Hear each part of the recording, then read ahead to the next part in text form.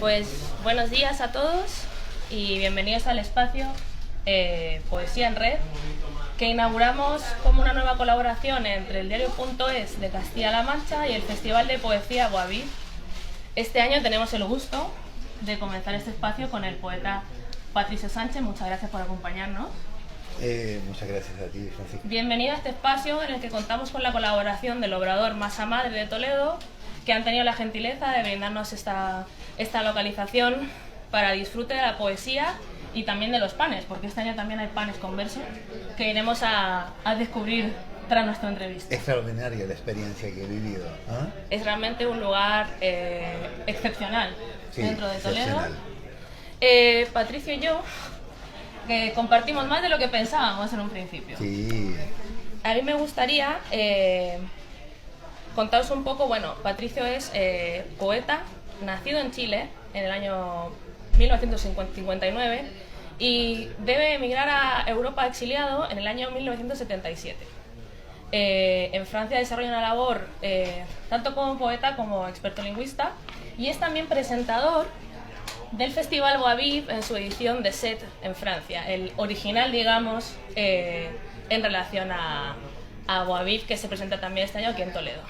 Patricio, me gustaría que me contaras un poco cómo ha sido tu experiencia dentro del Festival Boaviv, qué significa para vosotros como poeta tener estas instancias culturales de difusión de vuestra labor poética. Bueno, muchas gracias por la invitación y por la pregunta, Francisca.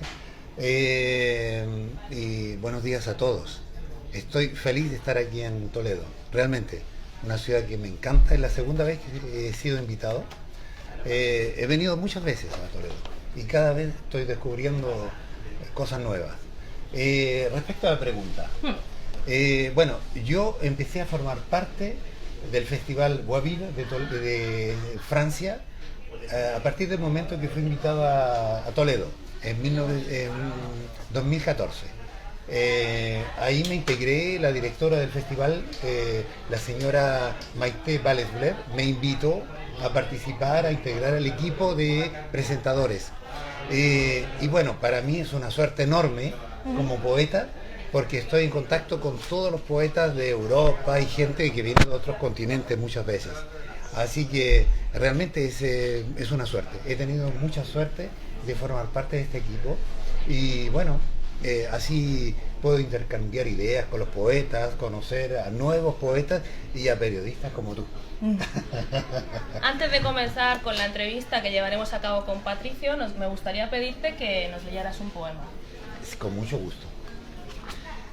Voy a leer un poema que todos mis poemas, la mayoría fueron escritos en francés y yo hago la traducción al español. ¿Por qué? No lo hago por esnobismo, lo hago simplemente porque me integro de esta forma a Francia y puedo dar a conocer mi poesía en aquel país. Este poema, que se titula Mi maleta, es casi mi biografía. Mi maleta conoce todas las estaciones del mundo. La limpio, la lustro, es de cuero de Patagonia. Me acompaña en todos mis viajes. Un día estábamos los dos frente a una calle de Valparaíso. La conozco por su forma, por su manera de recorrer todos los caminos. Pronto cumplirá un año más, otro más, ya no sé cuántos. Me acompaña desde siempre. Lleva mis camisas, un viejo paraguas rojo, un sombrero regalado por mi tío Darío en 1960.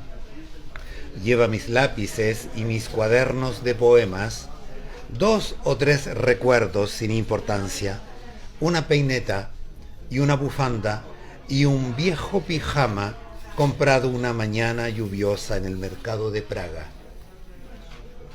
Muchísimas gracias. Tenemos aquí un pequeño público que está disfrutando en vivo de esta retransmisión, que os invitamos a acompañarnos en el Facebook también. Muy bien. En lo que he podido leer de tu antología poética, me gustaría que habláramos un poco del concepto del viaje, que está muy presente tanto en el poema La maleta como en tantos otros, no solamente en el sentido literal, digamos, de realizar un viaje, de coger una maleta y salir adelante, sino también en lo que ha significado para ti en tu vida el movimiento constante, como supuso el exilio, y también, bueno, pues dentro de Europa, ¿no? Lo que es ser transmitir las culturas a través de la poesía. El viaje. El viaje. El viaje. El viaje como concepto. Un tema muy vasto, ¿eh? Un tema... hay muchos poetas que han escrito sobre le voyage, el viaje. Yo escribo sobre el viaje de una manera muy modesta. De casualidad y por las circunstancias de mi país, a causa de la dictadura de Pinochet, mi familia fue expulsada de Chile en 1977. Obligatoriamente me sentí involucrado en un viaje. Fue un viaje brusco, un viaje de un día a otro. Nos avisaron que teníamos que dejar el país y viajamos a Francia. Mis padres adoptivos, es decir, mi cuñado y mi hermana, me adoptaron a los 10 años, ocupaban un puesto de responsabilidad durante el gobierno de Salvador Allende. ¿Ah? Mi padre adoptivo o cuñado era prefecto o intendente de la ciudad de Valdivia, en el sur de Chile. Yo conocí todo la alegría del gobierno popular de Salvador Allende y he conocido el exilio a través de mi familia. Cuando dejé Chile, un país que para mí era un poco el paraíso, mi paraíso, seguramente para ti, mi paraíso donde tenía todo, donde no me faltaba nada, amigos, un idioma, un espacio. Bueno, de un día a otro todo esto cambió. Me encontré en Francia, un país que siempre me gustó. Yo estudiaba francés, era una asignatura obligatoria en el instituto, lo aprendía con mucha alegría y bueno, me encontré en Francia y de inmediato Francia me gustó, me agradó, todo me gustó. Viaje que tú realizas? Y ahí estaba en el viaje. Ese es el viaje. Ese es el viaje. ¿Existe con el exilio, dentro del estudio del exilio y de la situación traumática que provoca, que es como un viaje constante, ¿no? No literal, sino que dentro de la mente y en tu caso entiendo que también dentro de la poesía? Sí, bueno, los poetas, la gente que le gusta leer, siempre está viajando, ¿ah? Viajamos imaginariamente y yo personalmente viajaba, he leído poemas, mi maleta, en relación a Praga. Yo siempre he estado viajando a Praga imaginariamente, a través de Kafka, de autores que me gustan, o poetas de este lugar. El viaje lo fui integrando entonces como una experiencia del exilio, claro, y como un registro literario en el fondo. Y verdad que yo me he dado cuenta que cuando he leído mis poemas con otras personas que han vivido el exilio, a veces se identifican con este viaje que podemos compartir. ¿Tú también conoces el viaje? ¿Conoces el viaje? Sí. En relación al exilio? ¿Sí? A la migración más bien. ¿Ah? A la migración más bien. A la migración, que es un exilio. Son los mismos conceptos. Es un exilio, ¿sí? Sí, el mismo concepto, diferente término. Son los mismos sufrimientos, el mismo cambio de espacio, la pérdida de un idioma, si se quiere, puesto que es el mismo español, es el español, pero es otro español. Es otro español. Es otro español, del hogar, de amigos, sí. No sé si he contestado. Me interesa saber cómo vuelcas tú en tu poesía esta pérdida y la transformas en un relato que finalmente, como corresponde al género, es algo hermoso, ¿no? La poesía tiene algo hermoso, incluso aun cuando es dura. Esta poesía que se va generando y que tú vas realizando, porque he leído poemas tuyos desde el 2000, en el que hablas del país y como un árbol y tú como una raíz. Sí. ¿Cómo se va volcando todo este final entre esta metamorfosis, este pesar, cómo se vuelca dentro de la poesía? Y para ti como poeta, ¿cómo es esta experiencia que vives al tratar el viaje o el exilio? Bueno, concretamente en los poemas. Yo estoy viajando con mis poemas, puesto que siempre me estoy ubicando en Chile, estando en Francia o estando en otro país. estoy regresando y estoy viajando. Alguien me decía, un amigo, ¿por qué escribes en Montpellier y estás diciendo en la ciudad donde vivo, en el sur de Francia? ¿Por qué escribes estoy visitando el centro de la ciudad de Montpellier en el momento en que veo pasar el autobús de Valparaíso? ¿Por qué integras eso? En el fondo, mis poemas son un viaje permanente. Es una manera de evocar el exilio. Y entonces yo lo integro como un registro literario, como decía, es un movimiento permanente. Eso es. Y creo que también sirve mucho como un proceso sanador, ¿no? O de esa cura a la que se anhela, ¿no? Al pasar por este tipo de procesos. Bueno, escribimos quizás, primero porque amamos el lenguaje, jugamos con el lenguaje, inventamos cosas. Creo que la creación permite no deprimirse. Muchas veces, puesto que animo talleres literarios en Francia, animo 4. Yo siempre estoy diciendo que escribir permite no ir al psicólogo. En el fondo es una terapia. Y yo le aconsejo a muchas personas escribir, aunque sea bueno, malo, pero escribir, contar su vida, su experiencia en un cuaderno. Siempre todos tenemos un cuaderno, hacer una especie de diario íntimo, journal intime, o escribir poemas en relación a una música, una melodía. Es algo muy importante. Yo pienso que es una terapia. Cyrulnik había utilizado la palabra resiliencia. ¿Ah? Sí, es esto. Yo lo veo de esta manera. Y para mí, personalmente, escribir me salvó, me permitió salir adelante.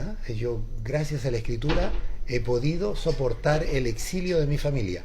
Exilio que para mí no era exilio. Yo decía, era el exilio de mi familia. Pero en el fondo yo estaba en el mismo viaje. Claro, qué interesante ese concepto. En el mismo viaje. En el que no todo el mundo sufre lo mismo en el mismo proceso, ¿no? Sí. Es una Sí. una escala diferente de sentir y de pesar, ¿no? Sí. Patricio nos ha visitado en un momento muy especial para el país del que hablamos, de Chile, porque este domingo se celebra el plebiscito en el que se decidirá el cambio o no de la Constitución que sigue vigente desde la dictadura de Pinochet. Muy cortito porque realmente queremos hablar de política, de poesía, no de política, Sí, pero bueno, sí. creo que es inevitable en este momento. No soy político. Pero creo que algo de la poesía siempre tiene algo de político, o sea que tampoco podemos hacerlo tanto los cuchos. No. Los poetas tienen ideas bien claras, pero no soy político. Pero No, puedo pero dar yo mi creo opinión. que podemos hablar un poco de lo Exacto. importante que es, independiente del resultado que sea, ¿no? Sí. Haber llegado a este punto de decisión ciudadana, ¿no? Bueno. De convocatoria ciudadana a la hora de decidir. Exacto. Dos palabras en relación a esto. Es cierto que lo que va a ocurrir en Chile el 4 de septiembre es importantísimo. Importantísimo. Además evoca una fecha en relación a Salvador Allende. Creo que en este periodo tomó en su momento el poder cuando era presidente. Bueno, ¿por qué es importante lo que van a realizar los chilenos? Van a votar, algo muy simple, ir y depositar un voto en una urna. ¿Por qué es tan importante? Porque van a borrar el periodo de Pinochet. Pero el problema es que en Chile, según mis informaciones, muchas personas no votarían por esta nueva constitución. Así que muchas personas van a preferir conservar la constitución de Pinochet, lo cual es una aberración, algo terrible. Yo estoy cruzando los dedos para que gane lo que en Chile le llaman el apruebo. Aprueban o rechazan la nueva constitución. Es lo mejor que le puede ocurrir a los chilenos, porque la vida va a cambiar, va a ser una vida más libre y las personas van a tener derecho a estudiar. Hay que recordar que en Chile la educación es pagada. En Francia yo estoy feliz. En Francia mis hijas estudian gratuitamente, en la universidad, en el colegio, en la universidad. Bueno, en Chile, para lograr realizar una carrera profesional, ser dentista, médico, los padres pagan una enormidad, muchísimo. Bueno, con esta nueva constitución los chilenos van a tener una puerta de libertad, una puerta de muchas oportunidades. Espero que ganen la prueba, espero realmente, pero no se sabe, no se sabe. No se El sabe. poeta que dijo que no era político. ¿Qué piensas tú? No soy político. Yo como periodista he de mantener una posición neutral en este caso, porque no estamos hablando. Bueno. Luego hablaremos tú y yo. Sí. Sigamos hablando de la situación que nos ampara ahora mismo, que es el Festival Boabí. ¿Tú por qué crees que es importante impulsar este tipo de espacios en los que celebramos la cultura, en este caso especialmente la poesía, ¿no? Y que lleguemos a todos los rincones de las ciudades, como está ocurriendo este fin de semana aquí en Toledo? Simplemente porque es una suerte que la poesía se lea en las calles, que la gente comparte y que se reúnan, las personas se reúnan para compartir, no solamente para escuchar poesía, sino también para hablar, conversar, cambiar ideas. Es algo, quizás es cuando una democracia funciona, existe esto. ¿Ah? Me parece muy interesante lo que acabas de decir, sí, de que la cultura es parte de la democracia. Forma parte de la democracia. Porque no sé si realmente somos todos conscientes de la importancia que tiene lo de expresar nuestra cultura, escribir, de que la gente, tú hablabas de que la escritura te salvó la vida. ¿Tú crees que todo el mundo sabe o de ese potencial que existe o que se siente más bien apabullado, ¿no?, a la hora de decir yo tengo ganas de escribir pero a lo mejor no me atrevo, ¿no? Sí, bueno, eso se puede domesticar, eso uno puede entrenarse. La lectura a veces es difícil para todos, incluso para los poetas profesionales. Aquí tengo 2 poetas profesionales. Yo estoy seguro que siempre hay un poquito de estrés para una lectura, sí, es normal. Yo sé que los cantantes cuando van a cantar están, pero no duermen la noche anterior, como los toreros. Bueno, si es un poco eso. Para mí esto es una suerte. Hablábamos de Pinochet anteriormente. Esto mismo. Efectivamente. Reunirse para leer poesía. Tener muchos lugares aquí como en Toledo, con stand, con libros, pero esto es una suerte magnífica. Esto estaba prohibido en Chile. Reunirse más de 5 personas era un acto terrorista, incluso para leer poesía. Así que las personas se reunían y a veces se iban a la cárcel o a veces desaparecían.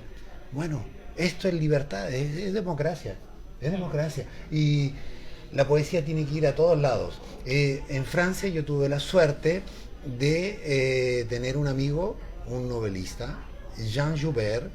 Él formó parte de la Casa de la Poesía de Montpellier, que se llama Casa de la Poesía Jean Joubert, que es un poco la asociación de todos los escritores de mi ciudad. Jean Joubert me decía, él era novelista, un gran novelista francés y poeta. Me decía, la poesía y la lectura y la difusión de la cultura tiene que ser accesible a todos. Todos tienen que poder leer un poema, incluso escribir. Y bueno, por esta razón yo realizo talleres literarios. Era un poco ¿cómo diría yo? Era una persona que tenía mucha influencia en todo lo que decía, en los poetas de Montpellier y en mí. Bueno, yo sigo su camino, sigo su camino porque la poesía realmente, voy a decir algo que no van a creerme, pero la poesía nos va a salvar. Exacto, la poesía, mientras haya poesía, hay libertad, hay democracia.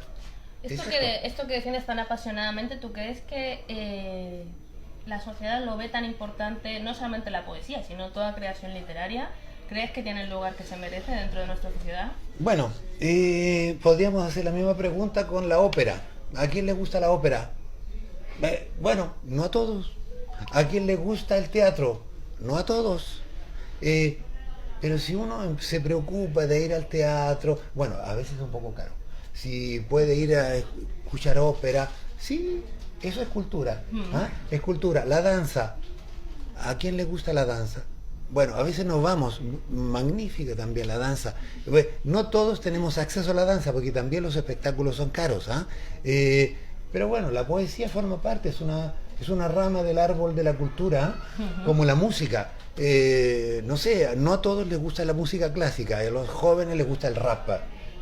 Pero la música clásica también es algo importantísimo. Así que bueno, yo creo que hay que, si a uno no ha escrito, tiene que ser iniciado por alguien. Asistir a creación en grupo, talleres literarios, y ahí uno va aprendiendo. En mis talleres literarios en Montpellier, yo recibo gente que nunca ha escrito. La mayoría profesores de matemática, de ingenieros, hay personas oficinistas, secretarias, que vienen a los talleres literarios diciendo: tengo muchas cosas que decir, pero no sé escribir. Incluso tengo muchos profesores de francés. Es increíble, ¿eh? Profesores de francés que vienen, deberían escribir solos. No, la creación en grupo permite un ambiente de compartir y a veces hay técnicas para escribir. Bueno. ¿Y qué son estas inquietudes que ellos tienen para llegar a tu taller, por ejemplo? Muchas. Bueno, he tenido personas que han tenido un sufrimiento grande.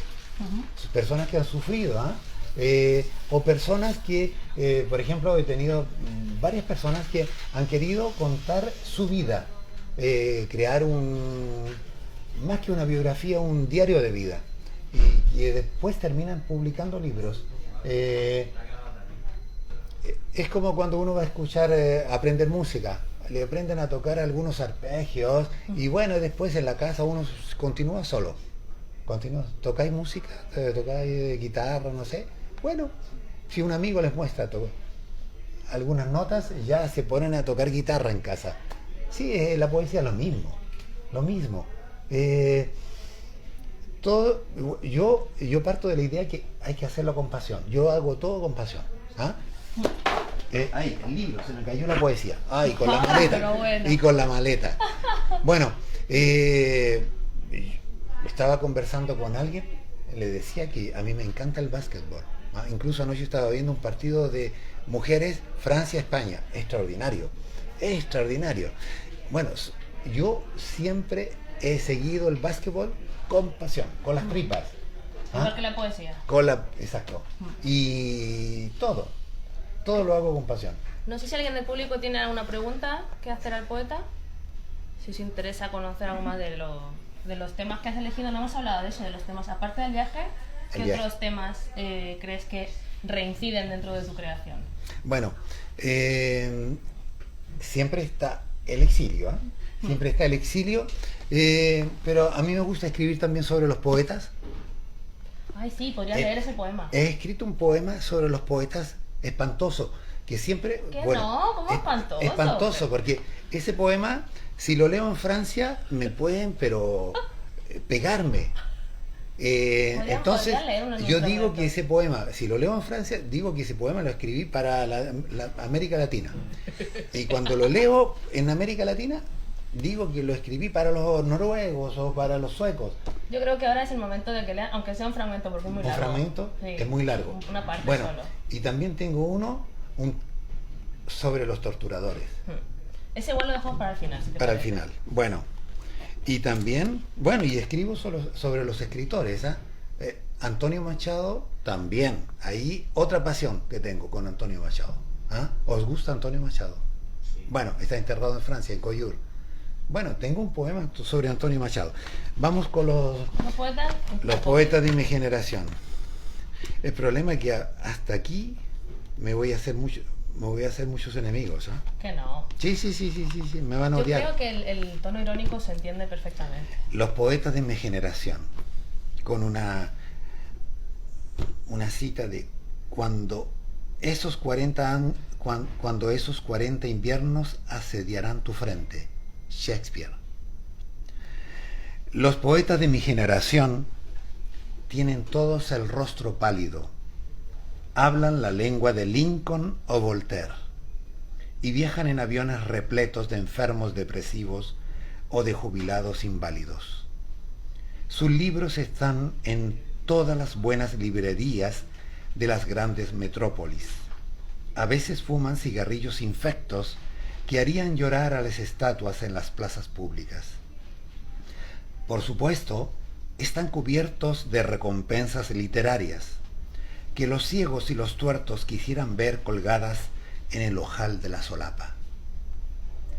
Pero nunca olvidarán el diario en un prostíbulo, porque éste podría servirles más tarde para envolver la carne. Los poetas de mi generación no tienen nada que envidiarle a Mayakovsky. Todos morirán un día a causa de una tragedia condenable. Se rociarán el rostro con ácido sulfúrico y luego se suicidarán sin la esperanza de ver las ciudades iluminadas por un puñado de nubes. Los poetas de mi generación son todos tipos mediocres. Sufren de enfermedades inimaginables, como el daltonismo, y su tragedia es solo una extraña metáfora. A menudo recorren el mundo valija en mano, maleta en mano. Su casa es un tujurio en forma de caracola. Encuentran a menudo a todas las mujeres bellas, pero es muy lamentable que este defecto se deba a su abrumadora miopía. No diré nada más sobre los poetas de mi generación, salvo que su extravagancia me hace reflexionar el día en el que abro mi paraguas rojo en una calle de Francia. Leo hasta aquí, es una parte, es un extracto. Es muy largo, ¿eh? Es un poema muy largo. Mejor. Muchas gracias, Patricio. Muchas gracias a ti, Francisca. Muchas gracias. Creo que es un buen momento para que nos cuentes un poco qué poetas han significado, bueno, qué poetas y qué poetisas, aunque sé que es controvertido el uso femenino, porque en realidad se habla de poetas mujeres, han significado para ti algo dentro de tu carrera o que has leído de manera más ferviente, o que cuando has abierto un poema suyo has dicho, esto, ¿no? Que te haya sorprendido mucho. Bueno, aquí me voy a hacer otros enemigos. Yo soy un apasionado de la poesía de Pablo Neruda. Pablo Neruda para mí es el poeta realmente que hay que leer. Pablo Neruda decía que la poesía tiene que ser como el pan de todos los días, que hay que compartirlo. Estamos en una panadería. Y es cierto que su poesía es una poesía muy simple, una poesía accesible que todos pueden leer. Es una poesía realmente maravillosa, y además el personaje me interesa, porque no sé si habéis oído del Winnipeg, ¿sí o no? El Winnipeg. Sí. Los jóvenes es importante que lo sepáis. Es importante que lo sepan, sí. Durante la guerra, cuando hay una guerra realmente cada uno trata de salvar su pellejo, ¿eh? Y Pablo Neruda, que era cónsul, alquiló un barco en Burdeos, cerca de Burdeos, en Francia, y el objetivo era salvar alrededor de 2.600, 700 españoles. Y él, con una persona chilena que era, creo que era ministro de Salud, Salvador Allende. Salvador Allende en Chile. No, ¿sí? Durante la Guerra Española, no. Salvador, era o senador de la República, senador de la República seguramente, sí, senador, y trataron de encontrar una solución para que estos españoles se marcharan a Chile. Así que Pablo Neruda salvó a más de 2.000 españoles durante la guerra. Se cumplió hace muy poco el aniversario, creo que fue 50. 50 creo, sí. 50. Porque todavía hay muchísimos descendientes de españoles que viven en Chile y que, bueno, su familia se salvó gracias precisamente a esa maniobra diplomática del bate. Exacto. Bueno. Yo tengo que confesarte que a mí Pablo Neruda no me gusta nada, pero yo voy a dejar que hables de él. Bueno, Pablo. Porque estamos en una democracia. Exacto. Y tenemos libertad. No, pero a uno le pueden gustar o no los escritos de los poetas. Pero ¿por qué me gusta la poesía de Pablo Neruda? Porque Pablo Neruda se dio a conocer en nuestra ciudad, en Talca. Sí. En el diario La Mañana le publicaban los diarios, el diario de la ciudad. Y él nació en relación a la ciudad donde nacimos ambos, ¿ah? Lo supe hoy. en la ciudad de Talca, que significa trueno en lengua mapuche.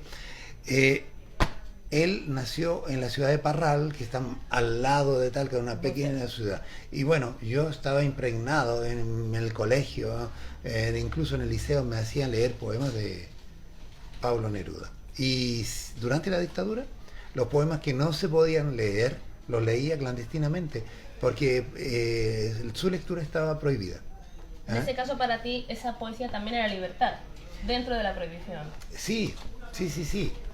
Una poesía libre, y además Pablo Neruda escribió algo muy excepcional, ¿eh? Los poetas no escriben historia. Pablo Neruda escribió un libro que se llama, un libro grueso, El Canto General, que es un libro de historia en el fondo, ¿eh?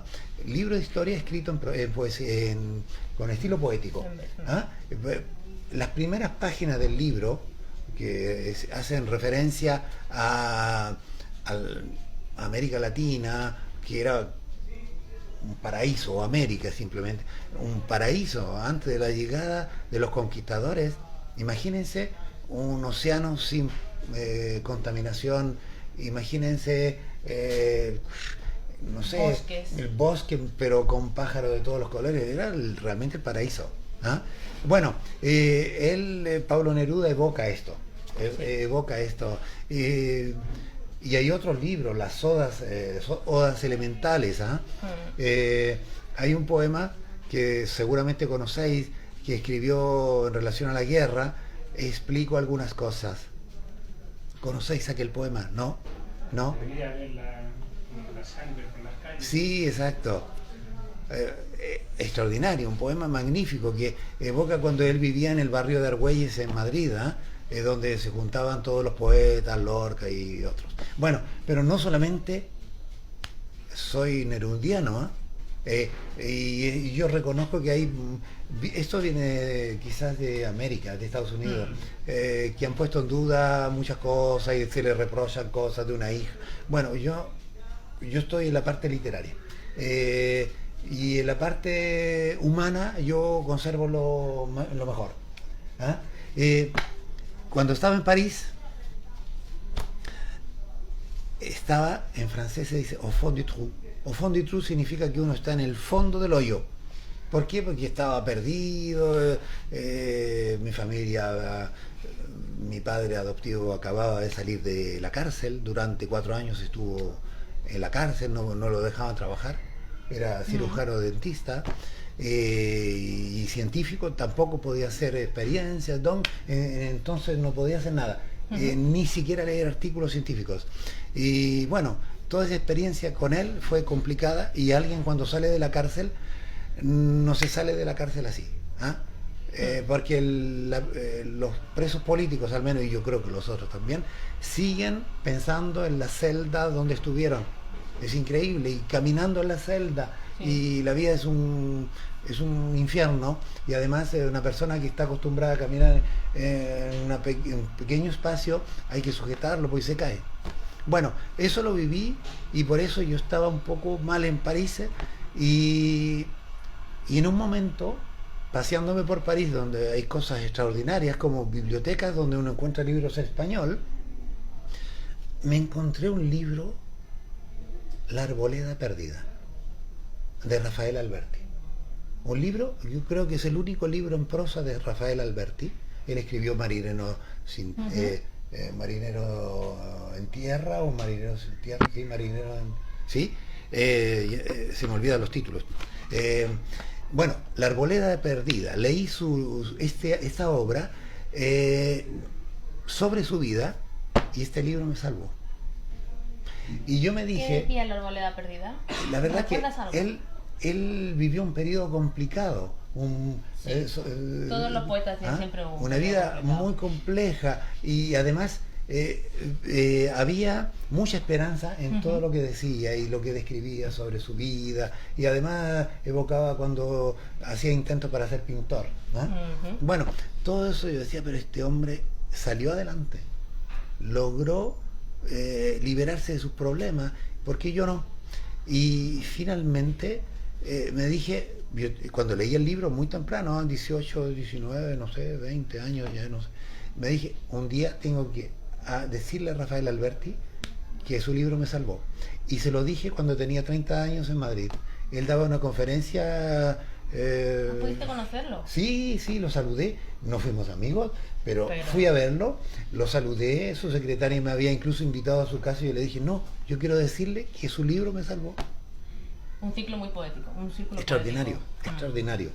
Y bueno, poetas, pero que la lista es enorme. Además, la relación entre la poesía Chile, Francia, España, siempre ha habido una correlación. Sí. Siempre han viajado, siempre también está el viaje, ¿no?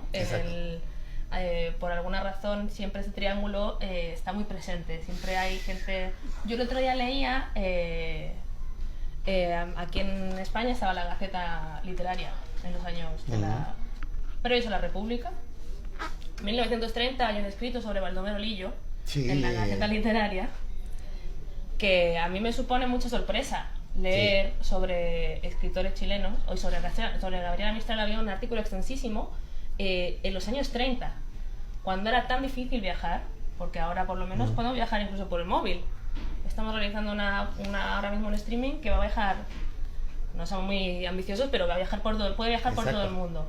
Pero en 1930, ¿cómo viajaba la poesía de Gabriela Mistral desde Chile seguramente hasta el barrio de Argüelles, ¿no? Bueno, que los poetas de Chile y bueno, de América Latina siempre han sido muy viajeros, muy viajeros. Hay una tradición en Chile que los escritores se van a París a escribir. Desde el siglo XIX, los escritores se marchaban a París a escribir. El gran escritor chileno, que no creo que lo conozcáis, Alberto Blesgana, que escribió un libro, un libro que se llama Martín Riva, que se titula Martín Riva. Es un libro muy particular porque este hombre era embajador en París y vivió muchos años. Fue embajador en otros países también de Europa y escribía un español que a veces se mezclaba con el francés. Es decir, que en este libro hay muchas palabras en francés. Publicaba en París y bueno, en la tradición de los escritores chilenos, todos pasaban por París. Los grandes escritores chilenos pasaban por París. Pero montones. A ver, lo voy a citar inmediatamente. Habéis leído a Roberto Bolaño, ¿no? Pero suena. Bueno, Roberto Bolaño es un escritor autodidacta chileno que salió muy joven, creo que con su familia en el año 62, si no me equivoco, en el año 60, a México, y que leyó muchísimo en México y escribía poesía y estaba metido en los círculos literarios. Bueno, conocía la historia literaria de México al dedillo. Y después se vino a España, vivía en Blanes y se murió a los 50 años. Terrible, ¿no? Pero dejó una obra extraordinaria. Dejó una obra, sus poemas, La Universidad Desconocida. ¿Por qué? Porque se reía de los universitarios y porque nunca puso un pie en la universidad. Se formó solo. Yo me pregunto si si terminó el instituto. Se formó solo, era muy inteligente este chico. Y escribió unas novelas extraordinarias, Los Detectives Salvajes, ahí aparece la poesía, aparecen los viajes, aparece todo, y dejó libros póstumos. Bueno, este escritor, que seguramente no les dice nada, Roberto Bolaño, es el escritor más importante en lengua española hoy en día. Él vivía en Blanes, en Cataluña. Bueno, el viaje está sintetizado en este hombre. Sí, bueno, pero no se puede hablar de viaje en literatura, en poesía chilena, si no se evoca a Vicente Huidobro. Vicente Huidobro, que es un escritor chileno extraordinario, que vivió en España, creo, venía regularmente. Yo me pregunto si no tenía una casa en Madrid. Era un hombre riquísimo, riquísimo. Yo vi una foto de su casa y una foto del Palacio de Gobierno en Chile. Su casa era más grande que el Palacio de Gobierno. Un hombre que en Chile habían abolido todos los títulos nobiliarios, pero este hombre siempre guardó su título como marqués. Así que era rico, era noble y tenía una casa en París, una casa creo hasta en Nueva York. Y ahí está su tumba. Bueno, eso no importa mucho, pero él tuvo mucha influencia literaria aquí en Europa, aquí en España, y en París él se relacionó con los surrealistas, llegó a principios del siglo, de siglo XX, y escribe un libro extraordinario, que es un libro, es poesía, es un viaje. El libro se titula Altazor, que es un viaje en paracaídas, se recorre todo, parece que subió tan alto que va más alto que las nubes. Bueno, es un viaje, pero en el fondo es un viaje al interior, un problema de interior, de búsqueda, para transformar la vida en algo mejor, y a la vez él va a destruir el lenguaje para construir otro nuevo. Altazor es una obra extraordinaria, y en el mismo libro aparece Temblor de Cielo, que se los aconsejo. Está en prosa, pero extraordinario también. Espero que hayamos tomado nota. Patricia, tenemos que ir concluyendo, entonces Sí. creo que es el momento para leer un par de poemas más, si te apetece. ¿Cuántos? Tenemos 10 minutos, ¿no? Bien. Pues dos más. ¿Dos más? Bueno, entonces voy a leer. Vamos a ir concluyendo el espacio de Poesía en Red de hoy. Muchísimas gracias a todo el público por acompañarnos. Esperemos que hayáis disfrutado tanto como nosotros, porque para mí se ha pasado volando, la verdad. No me he dado cuenta. No me he dado cuenta que tampoco. Muchísimas gracias a ti. Pero gracias a ti, Francisca. Y os invitamos y os animamos a disfrutar este fin de semana aquí en Toledo del Festival Boaví y de todas las actividades. Hay más de un centenar de actividades programadas, y mañana en Poesía en Red, y el domingo también estamos aquí en Masa Madre a partir de las 12 de la mañana a través de nuestro Facebook y de manera presencial también, para que disfrutéis de este lugar, de los panes con verso y de la poesía. Bien. Muchas gracias. ¿Cómo se llama? Dos poemas. A ver, tú evocaste un poema, Sí.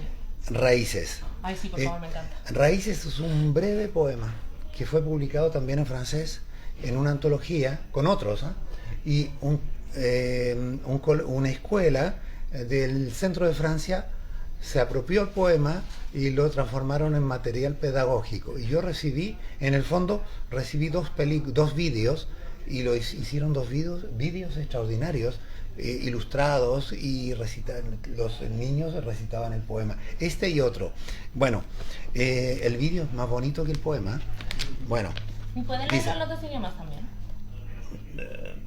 te dejo leer esto en francés. No, yo no sé hablar francés. Raíces. Si mi país es un árbol, yo soy sus raíces, la rama que busca la luz del día, la savia enterrada en la tierra infinita. Es un pequeño poemita.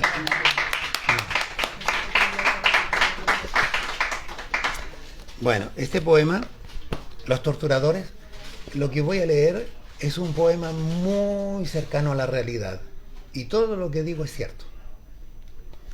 Los torturadores. Los traidores eran igualmente falsos.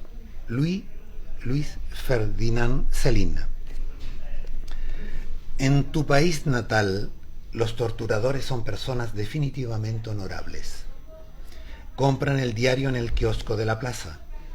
Van a la iglesia los domingos. Se persignan, publican libros de testimonio y cuentan sus vidas sin ninguna señal de arrepentimiento. Acompañan a sus hijos a la escuela inglesa, frecuentan los parques públicos, donde tienen la costumbre de pasar largos momentos de placer. Los torturadores de tu país natal forman parte definitivamente del paisaje. A veces entran de mañana en las panaderías, saludan de una manera muy respetuosa a los empleados y a los ancianos. Sus nombres a menudo están asociados con un crimen brutal. Detalle que parece no preocuparles en demasía, pues poseen dinero para defenderse y abogados competentes. Hay también torturadores llorones que huyen al extranjero, a otros países lejanos como los Estados Unidos. Cambian de rostro. Luego se transforman en directores de empresa, en embajadores honorables, en profesores de derecho constitucional o, por ejemplo, en propietarios de fábricas. En todo caso, todos tienen las manos sucias. Viven en palacios con una pensión subvencionada muchas veces por el Estado. Gracias. Y con este poema tan profundo damos fin al espacio de Poesía en Red. Muchas Muchísimas gracias. gracias, Patricio, por acompañarnos. Muchas gracias. Y estaremos aquí todo el fin de semana disfrutando del festival. Muchísimas gracias a todos por acompañarnos aquí. Esperemos que hayáis disfrutado y a quien esté siguiendo por el Facebook también muchísimas gracias. Gracias.